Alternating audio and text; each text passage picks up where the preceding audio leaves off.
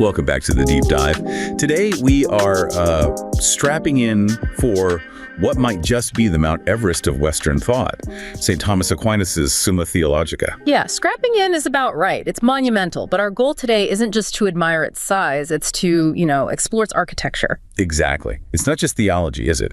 It's this incredible 13th century attempt to build a complete system harmonizing Aristotle's logic with Christian faith. It covers existence, knowledge, morality, everything. It really is a comprehensive framework. And what's fascinating, as you know, is where he starts. It's not with some grand declaration of faith. Right. He begins with the Treatise on Sacred Doctrine, almost like metacognition. He's asking, what is this project? Is it even necessary? Is it a science? Precisely. He lays the groundwork first. He asks, is the sacred doctrine needed beyond philosophy? Can it be argued about rationally? How does it stack up against other kinds of knowledge? And his conclusion sort of sets the rules for the whole game, doesn't it? It does. He establishes that sacred doctrine's first principles come from divine revelation, which is, beyond natural reason's scope to prove initially. But, and this is crucial, it can and should use philosophy, like Aristotle's logic, to explore those principles, make them clearer, and defend them. So reason has a job, but it knows its limits. It's serving something higher. Exactly. It's a partnership, but revelation holds the primary truths. And this dictates his method throughout the Summa. He mostly argues a posteriori. Meaning from effect back to cause. From what we can observe. Yes. Start with the world around us, with things we experience, and reason backwards to understand the necessary conditions for those things to exist. Okay, so it's grounded. Which is important because he notes that God's existence isn't actually self-evident to us, right? We don't just automatically get it. Right. That's Q2, Article 1. The proposition God exists is self-evident in itself, because the predicate is the same as the subject God is existence. But because we don't comprehend God's essence directly, it's not self-evident to us. We have to demonstrate it. Which leads directly to that foundational question, whether God exists. He needs to nail this down first. Absolutely. This is Q2, Article 3. And here come the famous 5 ways. They aren't meant as, 5 completely separate proofs you pick and choose from. They're demonstrations starting from different observable aspects of reality, motion, causality, contingency, degrees of perfection, and governance that all point towards a necessary first cause, or mover, or intelligence. And you mentioned the 5th way, from the governance of the world, is particularly important for what we're discussing today, the moral architecture. Why that one specifically? Well, they're all important, but the 5th way zeroes in on purpose or telos. Aquinas observes that things lacking intelligence, think plants growing towards sunlight, or the predictable cycles of nature consistently act towards an end and usually achieve the best result. They act as if they know what they're doing, even though they don't have minds. Exactly. They act designedly, not just by chance. And something without intelligence can't aim for a target unless it's directed by something with intelligence, like an arrow needs an archer. So the observed order and purpose in the universe points to a directing intelligence. Which we call God. This idea of a governing intelligence setting an order is foundational for the concept of eternal law later on. Okay, that makes sense. But if God's existence can be demonstrated through reason, how does that sit with faith? You mentioned earlier reason has limits. It's a beautiful tension. What we can demonstrate through reason becomes knowledge, right? Scientific or philosophical knowledge. Faith, as the letter to the Hebrews says, is about things unseen. So, strictly speaking, the existence of God, once demonstrated, isn't purely an article of faith in the same way as, say, the Trinity. But we still need faith. Absolutely. Because reason can show that God is, and maybe some basic attributes, but it can't grasp God's inner nature or our ultimate supernatural destiny, which is union with Him. Reason takes us to the door, you could say, but revelation, accepted by faith, is what lets us inside. That interplay is key. Reason lays a foundation. Faith builds upon it. And that structural relationship reason leading towards, but not fully encompassing, revelation shapes the entire moral universe Aquinas constructs. Okay, let's move into that structure. Section 1, the divine foundation. Having established that God is, Aquinas immediately turns to what God is. And his first move is simplicity. Why start there? Seems abstract. It does seem abstract, but it's metaphorically crucial. Simplicity, for Aquinas, means God is not composed of parts. No physical parts, no metaphysical parts like matter and form or essence and existence being distinct. Why is that lack of composition so important? Because composition implies potentiality. This goes back to Aristotle's concepts of act and potency, which Aquinas uses constantly. Potency is the potential to be something or change. Act is the realization of that potential, its perfection being fully actualized. Like clay is in potency to be a pot, and the finished pot is the act. Precisely. Now, if God had any composition, any potentiality, he wouldn't be fully actualized. He would depend on something else to bring his potential into act or to hold his parts together. But God, as the first cause, must be uncaused and fully actual. He can't be dependent on anything. Exactly. He must be actus purus, pure act. So he can't be a body because bodies have parts and potential. Something non-bodily, the soul or form, would have to actualize the body, making that principle nobler. And he can't be composed of matter and form for the same reason. Right. And this leads to maybe the most profound point in Q3. God's essence is his existence. For us, what we are, our essence, is distinct from the fact that we are our existence. Our existence is received, contingent. But not for God. For God, his very nature is to exist. He is, as Aquinas puts it, existence itself, of itself subsistent. He doesn't have being, he is being. This absolute simplicity and actuality is the ultimate ground. Wow, okay, that density, that lack of potentiality must then define his perfection and goodness too. Absolutely. Divine perfection, Q4, means that all perfections found in created things, goodness, wisdom, power, beauty, must pre-exist in God, but in a unified, infinite, and more eminent way. He's the source, the first effective cause. So the goodness we see in the world is like a reflection. A reflection or a similitude of the divine being. God is the supreme good. Q6. And Aquinas argues that when any creature desires its own perfection, a plant seeking sun, a person seeking knowledge, it is in a way implicitly desiring God because its specific perfection is a participation in God's universal perfection. And this perfect, simple, actual being, it must also be unchanging, right? Immutable. Yes, that's Q9. Immutability follows directly from being pure act. Change implies moving from potentiality to actuality, but God has no potentiality. So God alone is altogether immutable. What does that mean for us living in a world that's constantly changing? It means change, or mutability, is strictly a characteristic of creatures. We change because we have potential. We can learn, grow, move, decay. And fundamentally, our very existence is contingent. God sustains us and could, theoretically, withdraw that sustaining power. So the change is always on our end, not his. Exactly. God's knowledge and will don't change, even though the objects of his knowledge and will, the created world, do change. His act of knowing and willing is eternal and simultaneous. Okay, that immutability sets up the next crucial step.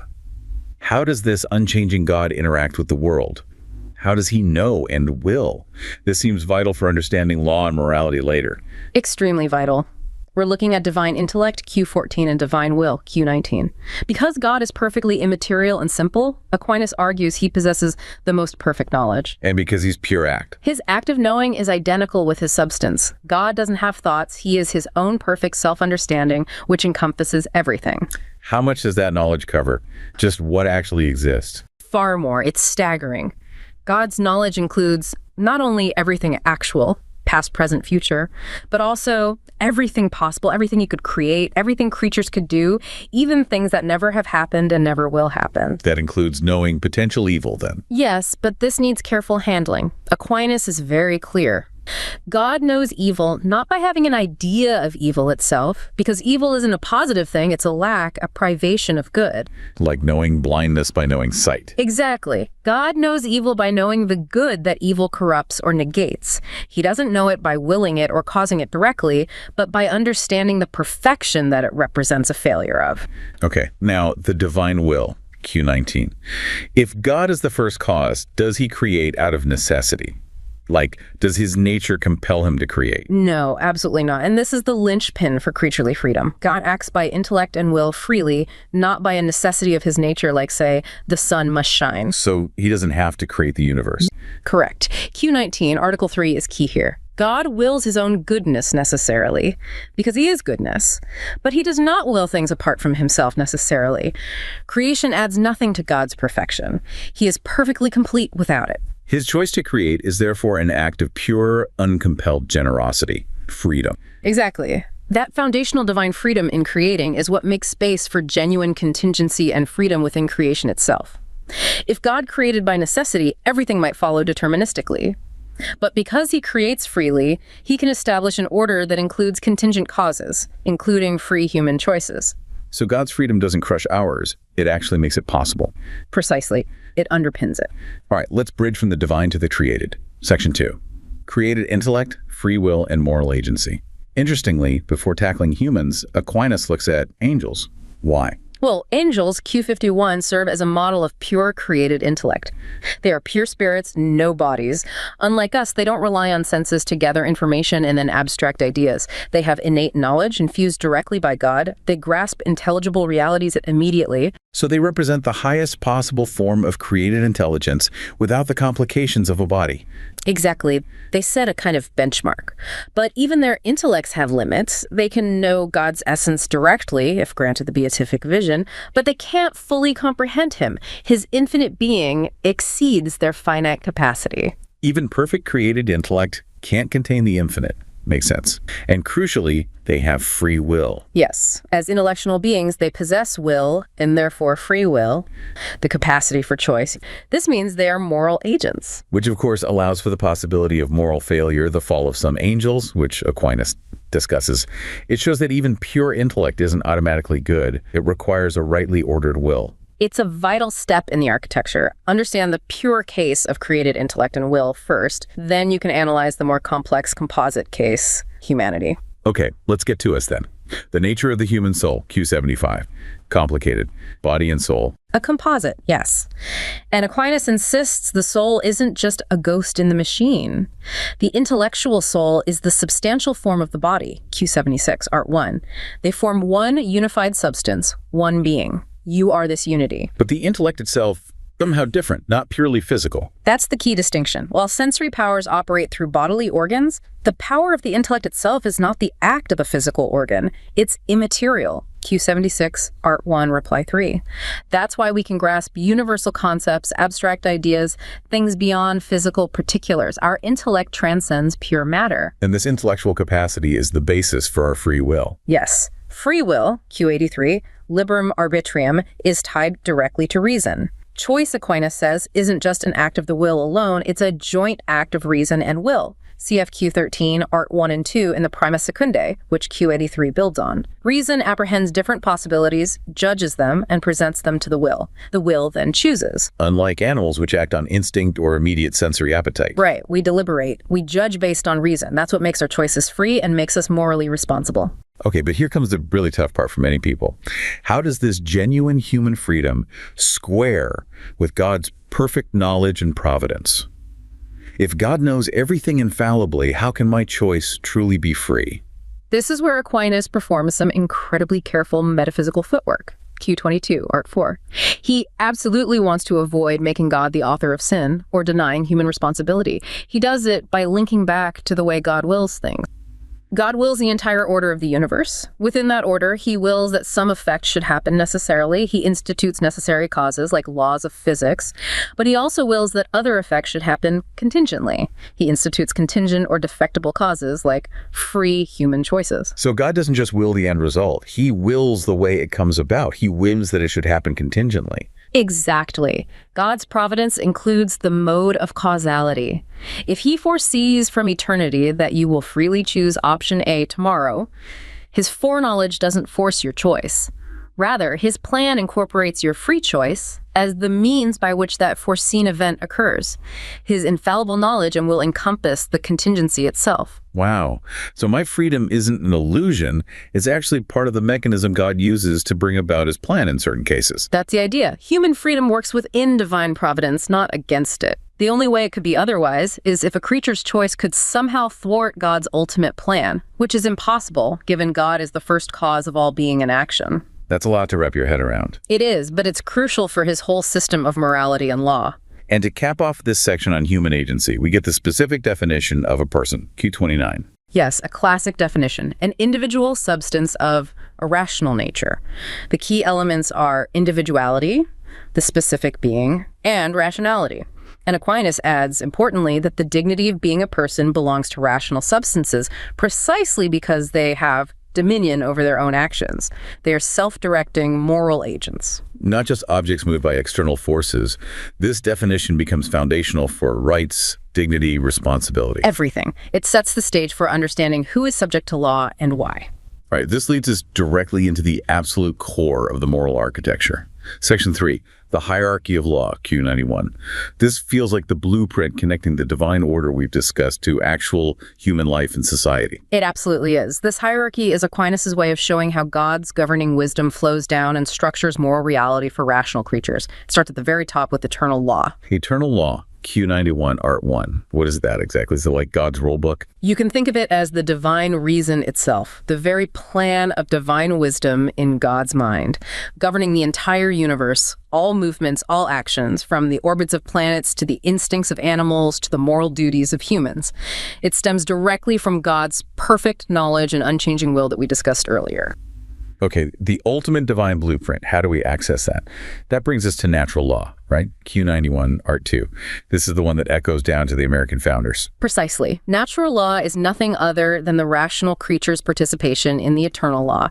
It's the imprint of divine light in us, our innate ability, through reason, to discern good from evil, to grasp the fundamental principles of morality. So it's not a separate law book dropped from heaven, it's woven into our rational nature. Exactly. Its first, most basic precept, which Aquinas says is self-evident, is that good is to be done and pursued, and evil is to be avoided.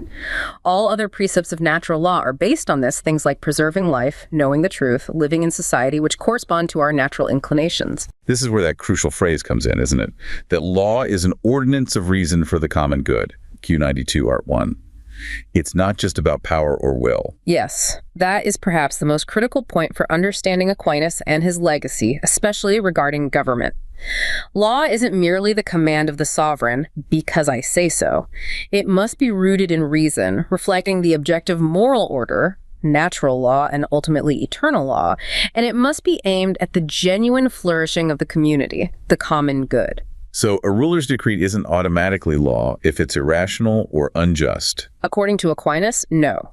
If it deviates fundamentally from reason or the common good, it loses the character of law and becomes, as he famously says later, more like an act of violence. This is the bedrock for the idea of limited government and the rule of law, not just the rule of men. Which naturally leads to human law, Q91, Art 3. How does that fit in? Human law is where societies take the general principles of natural law and apply them to specific contingent circumstances through legislation and custom. Think of natural law saying, do not harm others, and human law specifying, therefore, the speed limit is 30 miles per hour on the street. It makes the general principles concrete. Yes, either by logical deduction, like laws against murder directly follow from do not harm, or by determination, like deciding which side of the road to drive on reason doesn't dictate left or right, but order requires a choice for the common good. And the purpose of good human law is primarily to make men good, Q92, Art 1. Not necessarily perfectly virtuous in every way, but to lead them toward virtue and restrain vice, creating an ordered society where people can flourish. Okay, eternal, natural human law. Seems complete. Why did Aquinas feel the need for another category, divine law, Q91, Art 4 to 5? Good question. Natural reason and human laws derived from it are great, but they have limitations. Aquinas gives 4 key reasons why we also need divine law specifically, revealed law like the old law, Torah, and the new law, gospel. First, our ultimate end isn't just earthly happiness, but supernatural union with God, beatitude. Natural reason can't fully grasp or direct us to that end. We need divine guidance revealed by God. Human judgment, even about natural law, can be uncertain or mistaken, especially in complex situations.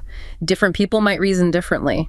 Divine law provides unerring certainty on crucial matters. So it acts like a failsafe for our fallible reason. In a way, yes. Third, human law can only judge external actions, what people do. It can't really regulate internal thoughts, intentions, or hidden vices.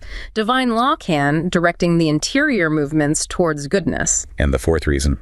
Fourth, human law can't possibly forbid all evil acts without making life unbearable and overly intrusive. It focuses on major vices that disrupt social order. But divine law aims for total perfection, forbidding all sin, guiding us more completely. So divine law completes and perfects the work of natural and human law, especially regarding our ultimate supernatural goal. Exactly. It elevates and perfects reason.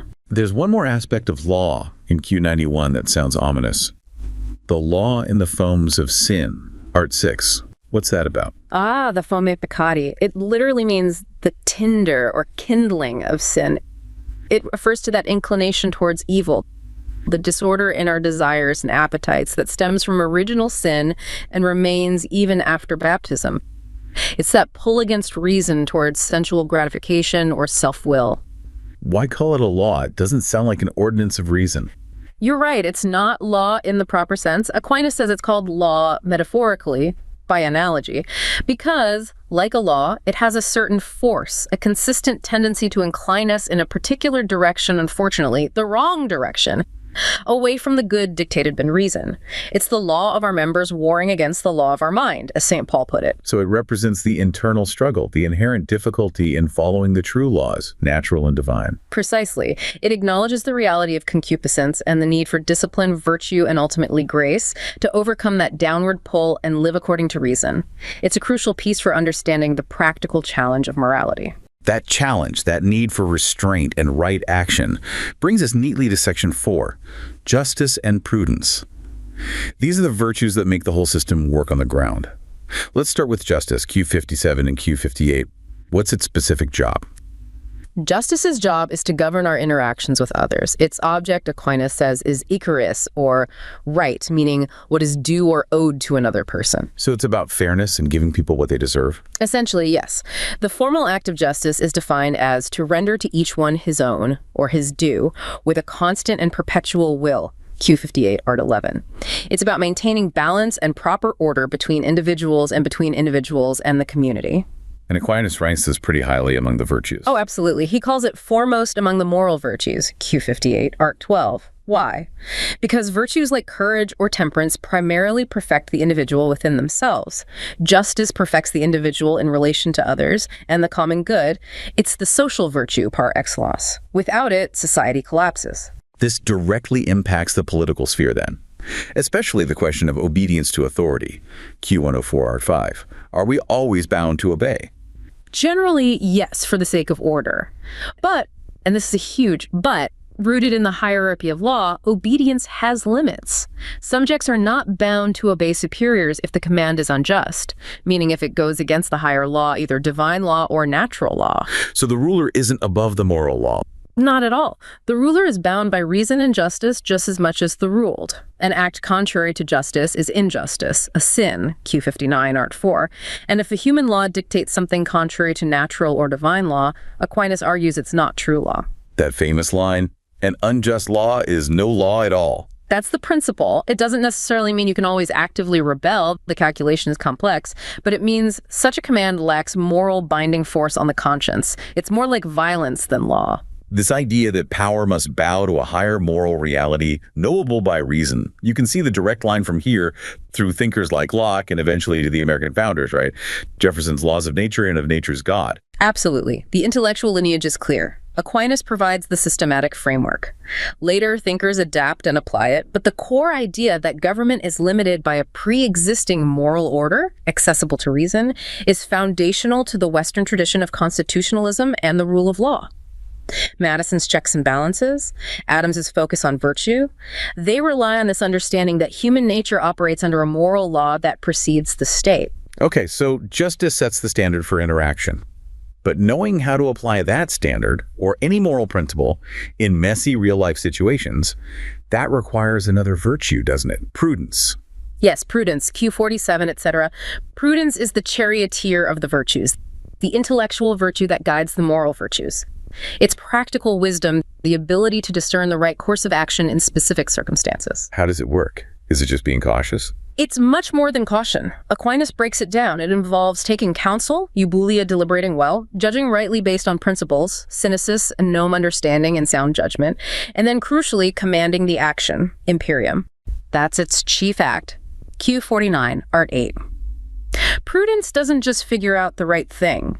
It effectively directs the will to do it right here, right now. It has to take cognizance of the singular, concrete details of the situation and apply the universal moral principles from natural law appropriately. So it bridges the gap between the abstract principle be just and the concrete action. Therefore, I should return this specific wallet I found. Exactly. Without prudence, justice might remain a vague ideal. Courage might become recklessness. Temperance might become rigidity. Prudence allows us to navigate the complexities of life virtuously, making us rational masters of our own actions, not just followers of rules. It perfects practical reason itself. Okay, let's try to bring this incredible intellectual structure together. We've gone from the simplicity of God all the way down to the specific command of prudence in a single action. We have. And the consistent thread is this hierarchy. God's eternal rational plan, eternal law, is participated in by human reason, natural law, which provides the principles for sound civil laws, human law, all of which is perfected by God's direct guidance, divine law. The key takeaway is that order, based on reason and truth, precedes and makes possible true freedom. So for you, the listener, the value here isn't just understanding medieval theology.